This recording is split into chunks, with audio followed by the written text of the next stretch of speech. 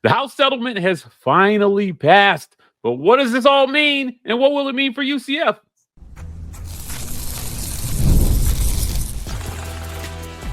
You are Locked On UCF, your daily podcast on the UCF Knights, part of the Locked On Podcast Network, your team every day.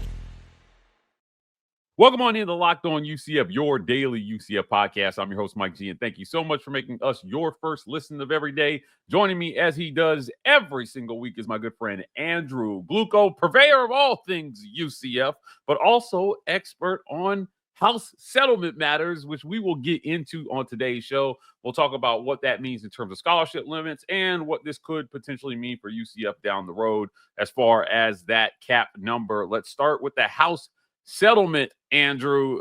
They finally got this thing through.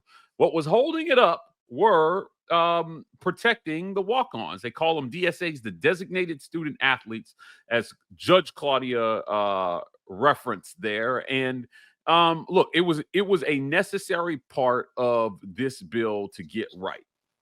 You know, they needed to get this right. They needed to not leave a bunch of athletes out in the cold, reducing scholarship numbers or getting rid of walk-ons. But talk to me about your initial feeling about this finally getting passed. We know UCF has been preparing for this for quite some time. The Kingdom will be no more at the end of the month, and the Competitive Success Fund will be in full effect. Yeah, this was something that should have happened a while ago.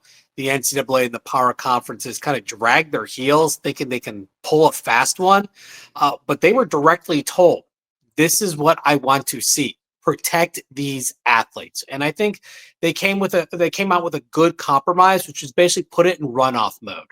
You know, you're not required to drop them immediately. Let them serve out their eligibility and just taper off over time. So in a few years, you're going to get to those new roster limits, and there is no injured party at that point, because the original settlement that the NCAA came out with basically was putting a hard cut on the roster, and those walk-on athletes, those designated student athletes, would have been left out in the cold, and that wasn't right for them. I think the fact that the NCAA got hit hard on that was very, very prudent. I think it was the right move to be made, and it should never have gotten to the point where they were basically given an ultimatum: fix this or I reject the settlement. It never should have gotten to that point. The first review should have fixed this in the first place. The NCAA tried to sneak around it. They failed. But in the end, everyone gets what they want. Yeah, look, the other part of this that I want to talk about that should not fly under the radar is the NCAA will pay $2.8 billion in back damages over the next 10 years to athletes who competed in college anytime from 2016 through the present. So they went back as far as 9 years almost to say, look, if you competed in college, they took advantage of you. They benefited on your name, image, and likeness, and we're going to make you at least somewhat whole for that. That's a lot of student athletes there. Talk to me about this part. Like, is this an even distribution? Do football players get more than the Olympic sport players? How are they deciding who gets what going back to 2016? Oh, not at all. This is where it gets really messy, because the bigger thing is about the conferences. What conferences are paying what? And you have low major, low division, smaller Division I conferences, the America East, the Atlantic Sun, conferences like that are paying a much larger share of the damages than they ever got out of the benefits. It comes out to like something like 90 to 95% of the payouts that are involved in the settlement have to do with power conference players. Yet the smaller conferences are getting hit. In fact, you've already seen St. Francis in Pennsylvania leave Division I partly because of the financial windfall that's going to come from this, along with the changing geographics that this is really doing for conference realignment. I don't think the damage is all done when it comes to the low major schools. I think a few more are going to drop out of Division I because they can't sacrifice the budget the same way the Big 12, the Big 10, or the SEC can. They're getting hit really hard percentage-wise. Yeah, dollars may be less, but it's the percentages. These schools need every dollar just to make those budgets. They don't have that buffer zone. They don't have, $20 million that they can use in the NIL cap that is now currently going to be, in effect starting July 1st. And I would not be surprised if that part of this is not fully settled. I could see some legal issues that come up as a result of the settlement being approved, where it's not so much the dollar amounts that need to be agreed on as a whole with outside parties, but the dollar amounts inside the NCAA. I don't think this is fully settled. I would not be surprised if some of these low major conferences file a lawsuit against the NCAA for them having to pay for the ACC and the SEC's players. Yeah. Look, the other part of this, before we move on, is the $20.5 million cap that will start. It will increase annually as we move through this. But 2.5 of that is set aside to increase scholarships across the Olympic sports, but there's no designation for how that 2.5 is to be spread amongst Olympic sports. Do you see this becoming a problem for, Big 12 teams, schools here? So the Big 12 is in kind of a unique situation. Much like the SEC, they don't offer men's soccer. So like schools like West Virginia, UCF, they play in the Sun Belt Conference. They don't play in the Big 12 for men's soccer because it's not offered. And then you have women's lacrosse, which the University of Florida is a Big 12 member for women's lacrosse. So you have, and UCF doesn't offer women's lacrosse. So you're going to see a lot of give and take as far as how that distribution goes, because some schools offer some sports and others don't offer other sports. Yeah, it's going to be interesting to see how that all plays out. But the thing that will affect every program are the new roster limits, Andrew. We'll talk about those roster limits right after a quick word from our sponsors. This episode of Locked On UCF is brought to you by our friends at FanDuel, America's #1 sports book. Look, the NBA playoffs are here, and you want to be betting with our friends at FanDuel, America's #1 sports book. Get in on the action, all the NBA action. If you have not caught Tyrese Halliburton absolutely tearing things up, then you're missing out. I promise you, my friend, you want to be in on that right now. FanDuel makes it easy to stay in the game before tip-off and live with player props, performance trends, and same-game parlays. Fans have more ways than ever to play smart and win big. New to FanDuel, it's the perfect time to sign up. Head to FanDuel.com. Place your first $5 bet. If it wins, you win $200 in bonus bets. Make every moment more with FanDuel, official sports betting partner of the NBA. Again, that's FanDuel.com, guys. Roster limits.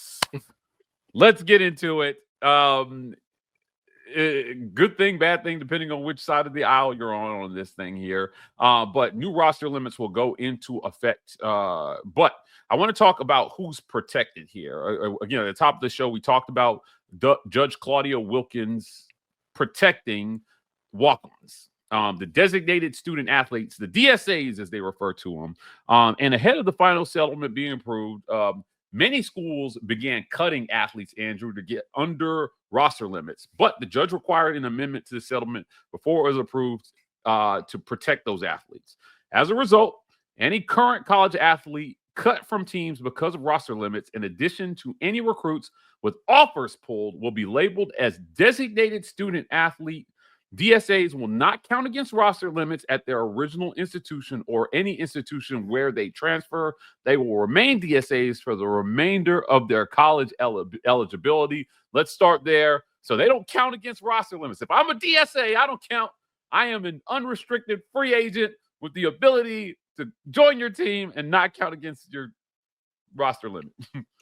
Yeah, and you can transfer every year and still be a DSA. Now, this is kind of a mixed bag because I've always been a proponent of walk-ons. That's one of the cool things about college is there's a number of players that come in, they fly under the radar. You can walk on.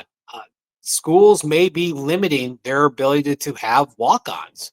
But that doesn't necessarily mean that they're going the way of the dodo. It's how schools manage their rosters. They're going to have to be a little more choosy. The roster for football is shrinking. You're not going to be able to have over 120 players on your team anymore. That's going to change once these DSAs work their way through the system and run out of eligibility. So it's going to taper off as a whole. Now, you may spike up and down a little bit based on how many of these DSAs you bring onto your roster over the next few years. But as a whole, it's going to taper off, and within a handful of years, those players will be off the books. But again, this is a mixed bag. I like walk-ons. I think there are some great stories of walk-ons who have made it to the NFL.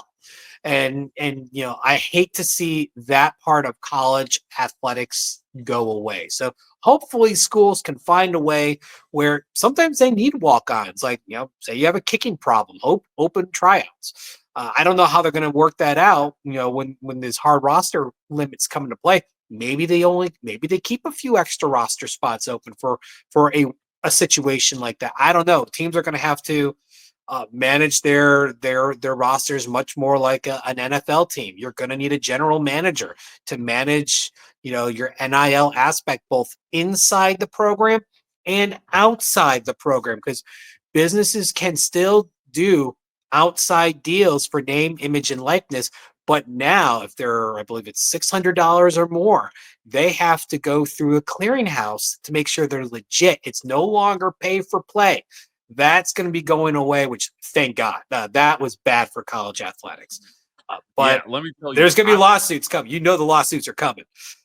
I've done a few NIL deals myself with student athletes, and we've kept them under a certain number. I get it. Under $600, you eliminate an athlete getting in trouble for taking $50 for something or $100 for something, which was always a bad part of college athletics, right? But as far as the DSAs are going back to the designated student athletes, it seems like football is going to be the sport most affected by this when you look at what roster limits were and what they are going to. So I want to get into that next. Let's start at football, right? The previous scholarship limit was 85. The new roster size is 105, and the previous roster size average was 124. That included walk-ons. So I want to make sure I'm explaining this right for our listeners on podcast, right? You had 85 scholarships, and then essentially you had 40 walk-ons to get to a average roster size of 124. Now the new roster size is 105, but all of those will be scholarship players, right? Right. Yeah, and again, I go back to that premise of the days of the walk-on. Is that gone? Are you going to be just cashing in all those chips on scholarship players? That's a bit of a risky proposition. That could backfire.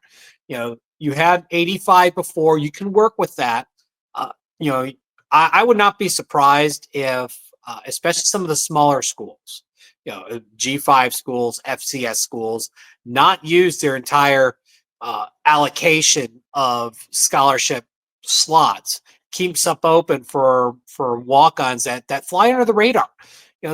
There's, for UCF, Debo Johnson played basketball this past season, is walking on to UCF football this season. Yeah. So, he's leaving the basketball program. He's joined the football program. You don't want to see guys lose that kind of opportunity. So I'm hoping the UCFs of the world, even the larger schools, the Ohio States, keep that window open a little bit. The blue blood should still be able to. I hope that they don't have to use all 105 scholarship positions to make their roster work. I mean, 85 worked just fine before. It's now, but there was no limit to how many other guys, your gray shirts that aren't on the, basically are just filling a spot. They're scout teamer or something. Now those guys matter, and for your roster spot. So I'm hoping that they find a balance. I kind of sound a bit of like a broken record, but it's something that means a lot to me because that's part of the college experience and what makes it really unique. You get a guy who can go from zero to hero. And then there was a lot of players like special teamers, like kickers, that were walk-ons that weren't on scholarship. Well, they're going to likely automatically be on scholarship, but you want to keep slots open for those guys who decide, hey, I played soccer. I want to give a go at college football. Give me a shot, and they earn their way in. You'll earn a scholarship, but you still need that roster spot for them to even walk in the door. Well, football had the greatest variance between the average roster size and the new roster size, right? So, like I said, football seems like they'll be the most affected by this. You talked about men's basketball. I want to talk about their limits here. Their previous scholarship limit was 13. Their previous roster size, this includes walk-ons, is 17. That's the average roster size. I'm sorry, previous average roster size. And the new roster size will be 15. So they will have 2 more scholarships than they had before. But they're going to be limited to 15 players instead of the average roster size, which was 17. Moving down to women's basketball, they had a previous scholarship limit of 15. Their new scholarship limit will be 15, and their average roster size was 14.8. So not a lot changing for women's basketball there. And then I want to talk about gymnastics here for a second as well, too. Their previous scholarship limit was 6.3. Their average roster size was 20.5. Their new roster size will be 20.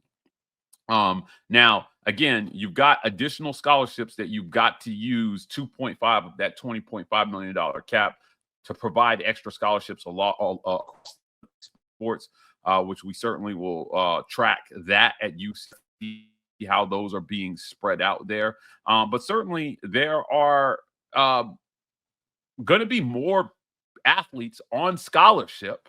But that moment that you're talking about that we lose, where Scott Frost gets the whole team together after practice before fall camp and says, this guy that the whole team knows that works his butt off as a walk-on just earned a scholarship. And they go nuts. Yeah, we're going to lose that moment in college athletics. And I agree with you. I think that's a detriment to college sports. I hope that as this continues to evolve, that maybe that's something that's reconsidered and renegotiated in this. They're not going to get it perfect the first go around, but you had to start somewhere. And this is the point that I made earlier today on another show. Essentially, I said, look, the perfectionists have been using all these side quest type things to say, oh, we can't do this yet because we got to get this right or that right. Well, you know what? It's you put this on hold for decades because of the imperfections. Now we've just got to start somewhere, and this is a good starting point, I think. But we've got to move forward and still perfect this. This is not the most perfect version of this, Andrew. But look, what does this all mean for UCF? We're going to close the show talking about what this means for the UCF Knights in the Big 12 and next season and beyond. Next, on Locked On UCF.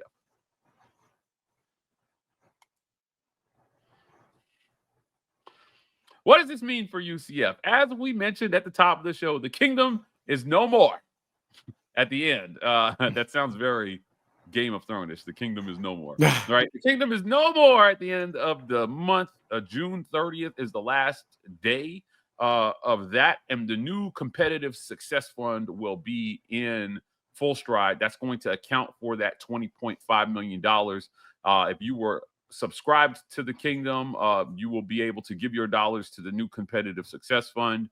There are schools that are not getting rid of their collectives because they have already filled their cap and they need their collectives to provide deals for every sport above and beyond what is available to them in the cap. So collectives aren't going away. There was an account that outlined pretty clearly what each Power 5, Power 4 conference, every school, and what their average dollar available over that $20.5 million is. schools like Texas A&M and Texas and the Big 12, Kansas seems to have a mass amount of resources available to them. Above that 20.5, UCF a lot closer to the line according to this account. What does this all mean for UCF here at the end of the day, Andrew? Like, is this going to work out for them in the first couple of years, or are there some harsh realities coming about fundraising here and how far UCF is away from being financially competitive in this new system? Well, you're going to find out what businesses truly support schools, because now you're going to have to see legitimate deals. You're not going to see John Ruiz and LifeWallet giving these ridiculous NIL deals to do absolutely nothing. Now you have a clearinghouse that's going to review actual rules. And I know the state of Tennessee has already been warming up the legal docket to challenge this stuff. But even the SEC is like, toe the line. They're telling Tennessee to play by the rules, despite the fact they don't want to. And there's other schools. I think the state of West Virginia is doing the same thing. So there's other states that are not real happy with the idea of having to level the playing field. I think eventually there's going to be some legal wrangling going on, shortly after. But I think ultimately this will get straightened out. It may take a little bit, but I think, like we talked about in the last segment about the scholarships, the best part of this whole thing, and this is where it does make a difference for UCF, is the partial scholarships are going away. Baseball having partial scholarships should have been it should have been gone years ago. And I know you use gymnastics as an example. While UCF doesn't offer gymnastics, it showed how big the disparity was in partial scholarships compared to how much is actually, how many people are on these rosters. Baseball is no different. They had, you shouldn't be giving out half scholarships. No, you should be giving out full scholarships. So I think the Olympic sports stand to benefit there. But the big hope is that schools do not back off on offering these Olympic sports. Yeah, they are not revenue generators. They're the revenue black holes, but that's most sports. Yeah. You've got football that's 85 to 90% of your athletic budget. You've got men's basketball, and then, a couple schools that actually make some money on women's basketball. And then there's everything else. The big key is that the hope that these schools don't drop their Olympic sports. And I think it may be a couple years before we really see how this shapes up. Once we see how competitive schools can be with the resources they have internally through their athletic departments, and then how well can they market with local businesses or other markets that are within their footprint. The University of Florida is going to be able to use a lot of different markets, even down into Tampa, to be able to promote NIL deals. UCF's got a smaller footprint. They got Orlando, but they don't have as much of a presence in some of the other parts of the state. This is an opportunity to, one, see where you actually stand, and then work to build relationships with area businesses or different markets to try and extend your brand. So there's going to be a large business aspect of this, of friend building and solicitation of business. It's going to really change the game. You're going to see a lot more foundation style fundraising that nonprofits and charitable organizations do when it comes to that. Because while you're not looking for a handout, you're looking to build a relationship with the business so they're willing to sponsor a player for some sort of business, be an advertisement of some sort or some way that they can promote their product, some sort of legal placement. We haven't seen ads on uniforms yet, but I wouldn't be too surprised if that one day happens. I mean, look at what TKO Holdings is doing to the WWE. Anywhere that you can put a sponsor, even on a table, they're now doing it. I'm waiting for college athletics to be able to get the all clear to do the same. Oh man, you're going to see a lot of traditional people fight against advertisements on jerseys at the college level. The uniform debate is always an interesting one at the college level. You have people who like don't mess up the traditions of the uniforms. Certainly not with advertisers, but we'll see where this goes. Look, man, just fascinating stuff here. As this story continues to develop, there's still probably a few more things that they have to settle between now and the end of the year, but it is off and running. As of July 1st, they will start paying athletes directly, and we're going to see what kind of impact that has on college athletics here now and in the near future. Andrew, as always, I want to thank you for joining me, guys. Do me a favor, head to Twitter, follow him at StatBoyDrew on Twitter. That's it for another great edition of Locked On UCF. Guys, do us a favor for your next listen. Go check out our friends at the Portal Show. Brian Smith has the latest rumors, portal entries, and signings. Be the most informed fan on the rapid changes of college football landscape. Find the Portal on YouTube or wherever you listen to podcasts, and you can find us here tomorrow on Locked On UCF.